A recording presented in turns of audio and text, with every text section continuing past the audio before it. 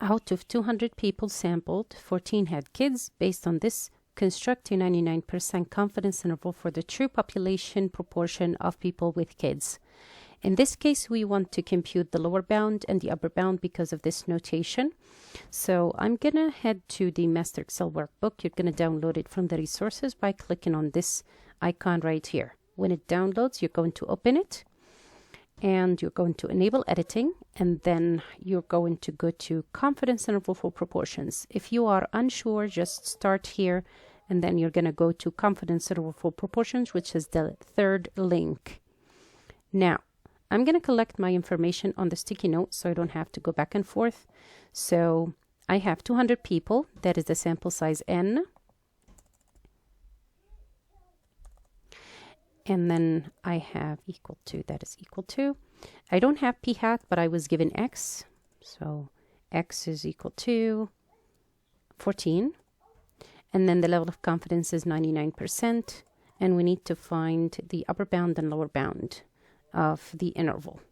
So lower bound and upper bound of the interval. I'm going to head to the Excel workbook. Again, confidence interval for proportions. X is going to be 14. So x is 14. And then n is 200. I will remove p hat here because I used this in a previous question. So I'm going to delete that p hat. I no longer need it. And then the level of confidence is going to be 99%.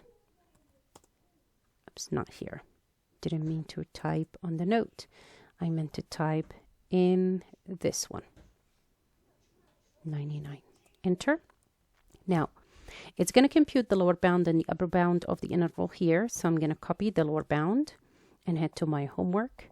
And I will paste it in the first box. I'm going to check my answer. And then I will head to grab the upper bound, copy it. And then I will go ahead and paste it here.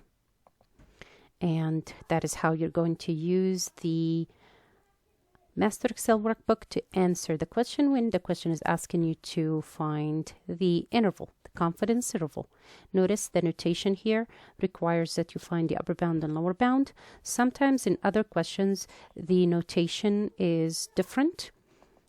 For example, question number 11 is a box and then plus or minus another box. This notation means you need to put the point estimate first and then you're going to put the margin of error. I will do that in a separate video.